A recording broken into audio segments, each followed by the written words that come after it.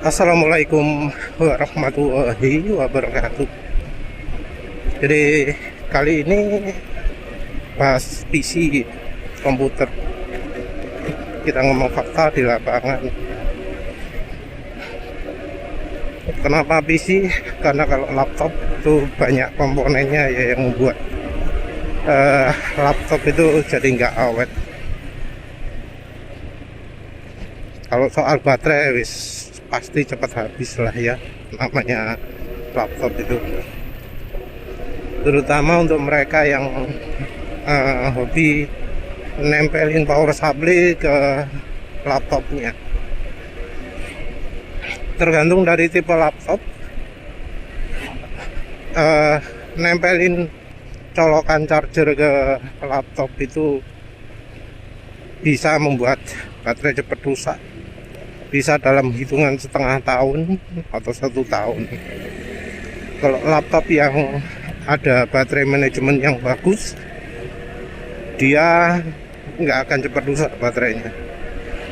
Cuma kadang orang malah memilih mematikan. Jadi kalau laptop ada baterai manajemennya, ngecas itu maksimalnya dibatasi misalnya 80 gitu. Yang ekstrim malah dibatasi sampai 50% dok. Padahal orang butuhnya komputer bisa nyala lama tanpa listrik ketika dicabut. Walau kebutuhannya agak lama, maksudnya agak jarang, tetap aja ditempelin terus. Walau misalnya butuhnya cuma kerja di kantor dinyalakan, kerja di rumah dinyalakan, semuanya ada listriknya. Kadang orang milih ditempelin terus laptopnya, colokan listriknya. Padahal itu ya salah satu yang membuat baterai cepat rusak. Yang masalah adalah ketika baterai rusak, itu ada laptop yang jadi bermasalah, jadi retak sendiri, jadi nggak bisa nyala gitu ya. Tergantung model sih. Jadi mau nggak mau harus ganti baterai. Kalau ganti baterai ori mungkin bisa sampai 800 900 gitu ya. Ada juga yang pakai model replace dengan baterai merek lain gitu ya, ditotol sendiri, itu harganya lebih murah, 300 sampai 500 kalau nggak salah, tapi tetap ya bayar. Ya kadang sih kalau barangnya milik kantor itu sering nasibnya jadi kalau nggak nyolok ke listrik nggak bisa nyala sih kan. Berdoa ya, jadi nggak ada gunanya punya laptop ya, karena yuk bedanya cuma bisa dibawa pulang itu tok. Padahal ya sebenarnya di rumah pun nggak ngerjakan apa-apa. Di rumah orang juga sekarang nggak butuh laptop, karena bisa pakai HP. Kadang juga sudah punya komputer, sudah punya laptop di rumah. Laptop sendiri juga rusaknya banyak. Bisa dari monitornya, dari suaranya, dari USB-nya, dari hard disk juga. Tapi kalau hard disk sekarang jarang karena sudah SSD. Hal yang membuat laptop cepat rusak itu biasanya adalah panas. Tentu ya, handling juga, kena air juga. Jadi kalau kebiasaan makan sambil dekat laptop ya itu yang paling merusak itu. Karena ya misalnya tumpahan kuah mie rebus jatuh kena keyboardnya nggak fungsi kan. Jadi kalau makan baiknya keyboard ditutupi ya.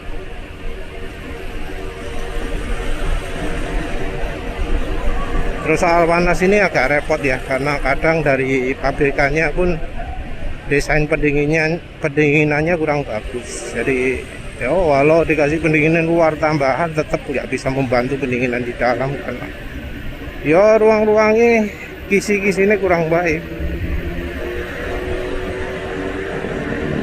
Kalau sudah gitu ya wes nyerah. Iya ya, kalau laptop bagian dalamnya jarang ya bermasalah ya untuk power. Mungkin karena powernya dipisah, nggak jadi satu.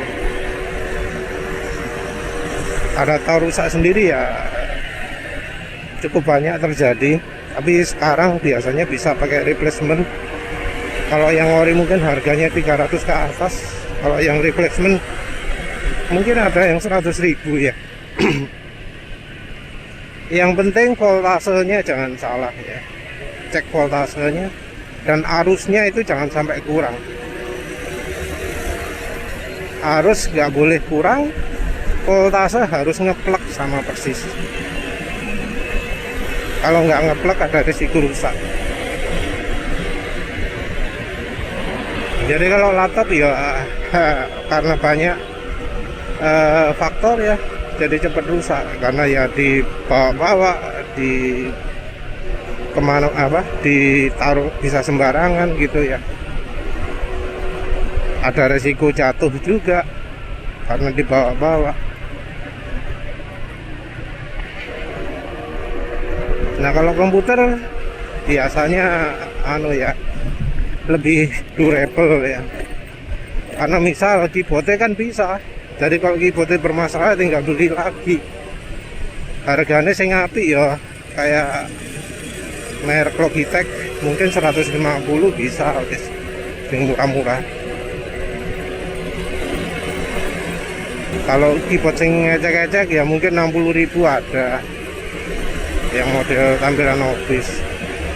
Mungkin rotot seret ya, memang kalau yang murah-murah desainnya seperti itu ya. Kalau misalnya mau melumasi ulang enak kok. Jadi kalau mouse ya, mouse itu juga di laptop orang biasanya juga pakai mouse ya, karena ya mouse itu lebih enak daripada trackpad. Mungkin ada yang sudah terbiasa pakai trackpad ya, selama trackpadnya enggak salah desain ya bisa aja sih enak dipakai. Karena kadang dibuat rumit ya, karena fungsionalitas terbatas tapi dipaksa untuk bisa banyak. Misalnya kalau jari 2, jari 3 gitu, di tap 2 kali sama 3 kali dibuat beda gitu ya. Kalau yang modelnya simple itu biasanya enak, reliable. Tapi kalau yang sudah diperumit itu beda lagi. Kalau komputer ya masalah bisa sama juga ya, panas. Terutama dari CPU, dari heatsink, dari chipset, juga dari hard disk. Yang masalah itu karena yang jual komputer, yang jual PC itu kadang tidak memperhatikan soal pendinginan ya. Jadi misal prosesor dia pakai yang bawaan, pakai yang murah. Padahal kalau kita pasang seperti itu nggak akan nggak akan cukup, nggak akan bisa tahan lama ya, karena bukan karena kipasnya itu macet ya, seringnya karena kalau kipas macet itu biasanya terjadi setelah setahun, mungkin ya 2 tahun lah. Kadang ya sampai 10 tahun, 20 tahun kipas isi muter ya ono. Terutama adalah karena daya pendinginnya kurang.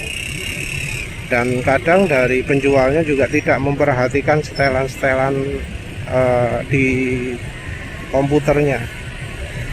Jadi pendinginannya pakai yang murahan, terus setelan BIOSnya tidak diperhatikan. Karena pernah terjadi ya, beli komputer yang kelas komputer Core i9 yang 28 core, jadi speknya sudah tinggi. Pendinginannya amit-amit lah. pendinginannya buruk, gak ono tembagane belas, padahal kelas Core i9 pendinginannya ala kadarnya. Dan belakangan baru tahu bahwa itu setelan di BIOSnya salah. Jadi pendinginannya di setelan BIOS pakai yang namanya tower cooler, padahal pendinginannya ya pendingin aluminium biasa, yang kalau katanya Google itu ratingnya cuma 45 watt atau berapa. Nah itu diisi tower yang ratingnya 100 watt. Jadinya ketika prosesor full kepakai semua, angka suhunya bisa sangat tinggi sampai 100 derajat. Padahal 100 derajat itu untuk beberapa warning system bisa diangkat terlalu tinggi.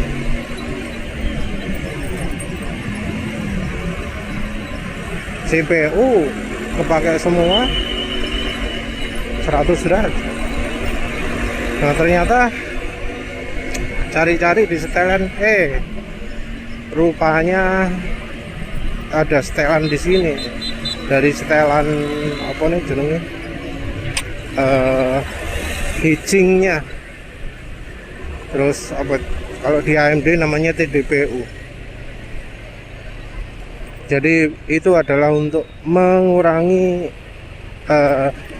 clocknya prosesor, mengurangi beban kerja prosesor kalau suhunya sudah mencapai titik tertentu gitu.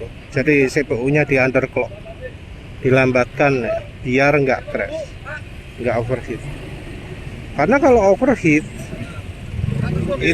itu bakal jadi kayak merangkak gitu CPU-nya. Jadi dibuat sangat pelan sekali. Ya kadang bisa crash, bisa hang, bisa macet CPU-nya. Jadi kalau kita beli PC, kita harus periksa itu. Walau itu PC-nya branded ya, mau merek apa misalnya IBM, merek HP, merek Kompak, Lenovo, kemana ya. Tak lagi kalau yang menyatu dengan monitor lah, itu susah guys, karena bongkar itu bisa ngerusak, bisa nggak nyala lah soro. Juga kalau semua komponennya ke soket harus ditingkatkan kayak apa kan nggak iso ya. Jadi kalau mau fleksibel emang rakitan. Terus soal chipset, biasanya dari pabrik motherboardnya ngasih terlalu kecil, terus nggak ada pendingin aktifnya, nggak dikasih kipas pada bagian itu, padahal panasnya bisa sangat panas sekali. Oh iya, soal CPU tadi, kalau apa jenengnya, kalau pendinginannya sudah oke ya, nggak harus pakai yang aneh-aneh gitu ya, cuma misalnya pakai tembaga gitu. Pendingin sing ono tembaga nih, itu suhunya ketika masuk BIOS maksimal 40 derajat kalau pendinginannya oke. Kalau nggak begitu sip 50, kalau nggak sip 60 atau lebih. Jadi kalau di saat masuk BIOS pendinginan bisa sampai lebih dari 60, wah itu warning. Lebih dari 50 pun nggak begitu bagus. Jadi kalau bisa ya di bawah 50. Kadang juga dari penjualnya salah ya, kipasnya dipasang, dicolokan untuk kipasnya sistem, padahal kipasnya sistem itu muternya lebih pelan daripada kalau kipasnya untuk CPU.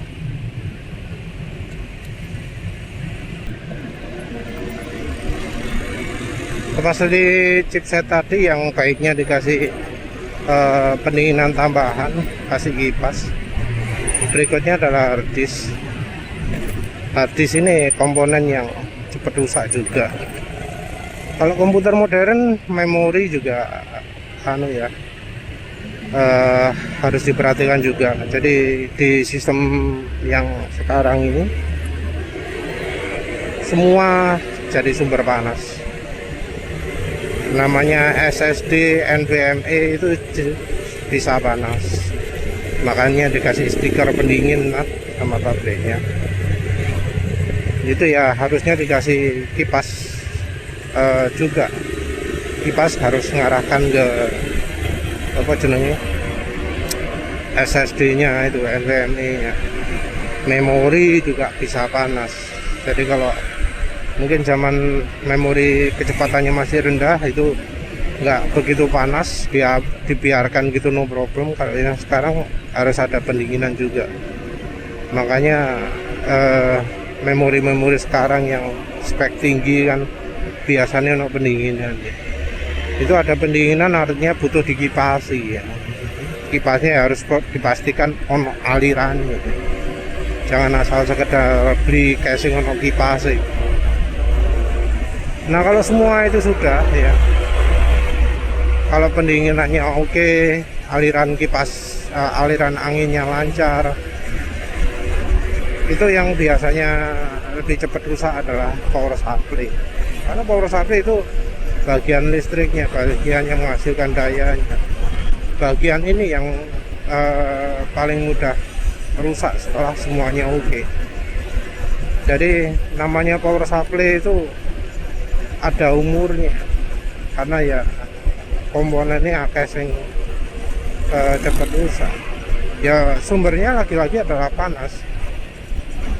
Jadi kalau sampai mendeteksi power supply itu panas, nah ini harus warning, ini harus hati-hati. Karena apa? Karena itu tanda bahwa power supply ini bekerja ekstra atau sudah waktunya diganti. Jadi kalau angin dari kipas dari power supply itu terasa hangat di tangan ya, itu harus jaga-jaga. Jadi ya di sistem yang cukupan powernya, harusnya power supply itu nggak sampai panas, nggak sampai kerasa anget di tangan.